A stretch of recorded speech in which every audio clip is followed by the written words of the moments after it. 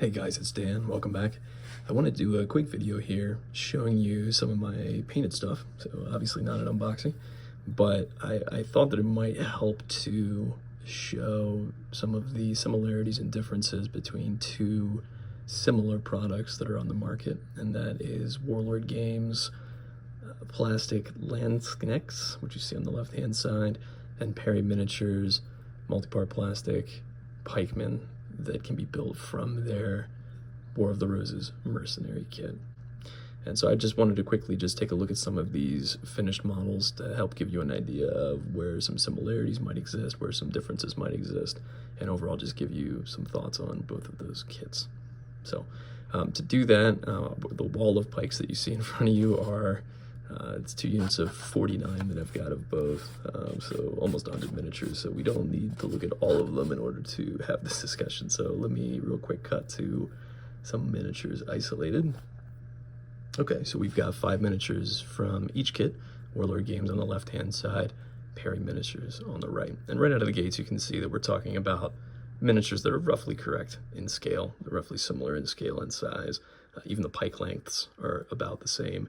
And we're depicting soldiers that are from about the same time period, you know, late 15th century mercenary, if you like, pikemen. So I think the comparison is apt as a result. Let's talk about Warlord specifically for a second. So this kit is put out in 3 different variants. There's missile weapons, there's Zweihanders, like 2-handed weapons, and then there's the pike kit. Each of them has 30 miniatures in it and sell for around $30 to $35 US, depending on where you get it from. The Perry Miniatures kit, by contrast, comes with 40 miniatures, is about $35 to $40, depending on where you get it from. The key difference, though, in terms of like army building that you should be aware of, is that the Mercenaries kit comes with pikes, and you can also build crossbows and light hand, like early handguns variants from that kit as well. However, importantly, only half of that box can be turned into pikemen. There's actually also like conversion bits in there to make the pikes into bill hooks, if you like, or pole arms. But whereas we're talking about $35 for 40 miniatures, only half of those can be turned into pikes. Whereas over here, again, $30 to $35 for 30 miniatures, all of which can be pikemen. So one thing to be aware of. In terms of quality, you guys know that I am a big fan of Perry Miniatures. I think that the quality that we discussed with regard to their mounted men-at-arms extends here.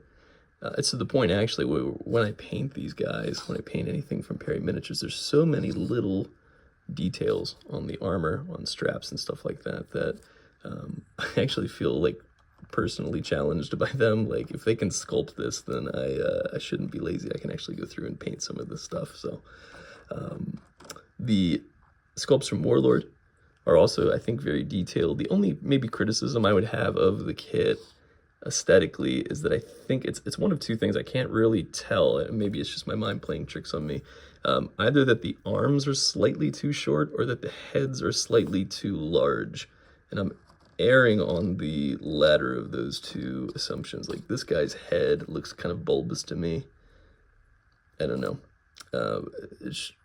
I had mentioned that this was an acquisition of Warlord Games from Pro Gloria Miniatures, who had started a Kickstarter to create the kit, and then it got snapped up by Warlord mid-production. So I don't know where Warlord stepped in to start development. I presume it was with the arms, because the missile weapon variant and the Zweihander variant didn't exist as far as I was aware when the Kickstarter was live. So I think Warlord stepped in and then did some of their own tooling for things like the arms. So maybe that's actually what it is. Maybe the heads are correct, the arms are too short. Whatever the case is, at the tabletop level, it's really not noticeable, especially when you're mixing stuff in.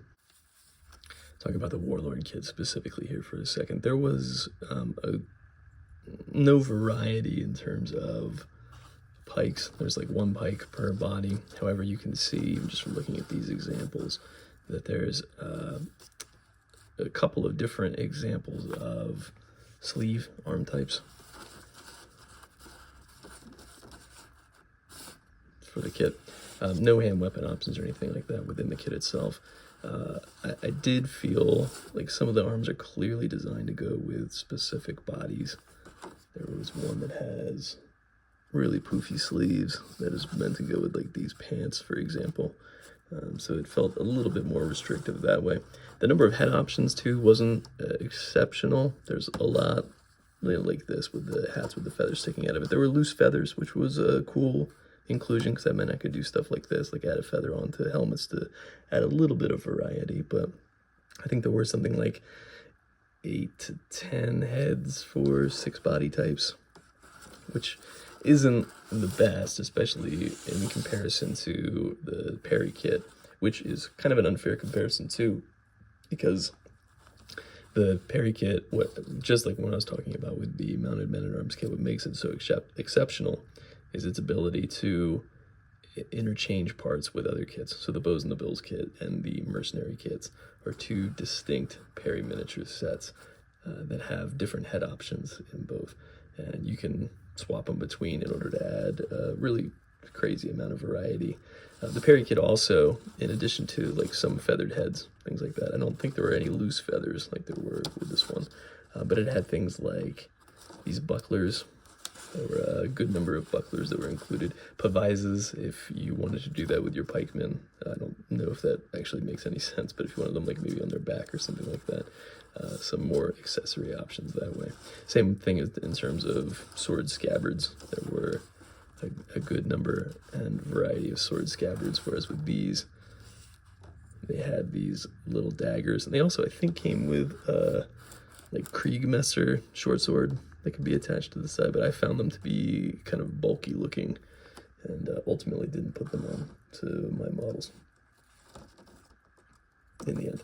But you can see, again, even just at a glance, the big difference between them if you put aside all the nuance in terms of details and kit accessories.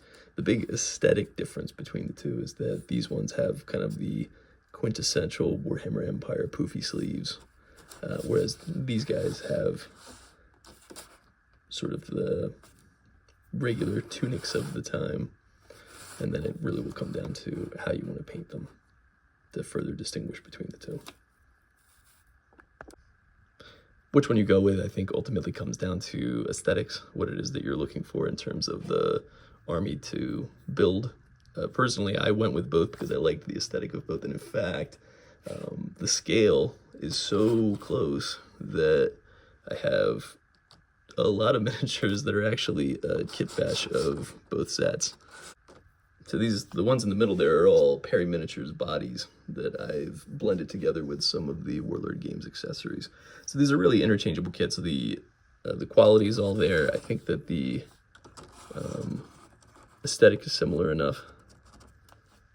Most important to me is scale. That's just something that I care about a lot, and as you can see, these are very close to each other, and I think that both boxes side by side on the battlefield would look great in any of your armies. So check them out. I recommend both. I think that both kits are great. One other thing that I think is pretty cool is, again, talking about customizability and kit bashing between sets. Like this unit, the pikes up at the front that are at port are all conversions. So Perry miniatures. There are actually some War Games Atlantic arms in here. I had mentioned previously that the Conquistador set comes with some pike arms. They're more like long spears. They're not really pikes in my opinion. But they blend in with this unit very well. And so all that is to say that I really think that we're in kind of a golden age of wargaming right now, where the options are becoming close to endless, certainly with digital sculpts being added into the mix. And it gives us just a lot of variety to play around with when it comes to army building. So again, I appreciate you guys dropping by to hang out with me for just this quick little review. And until next time, happy gaming.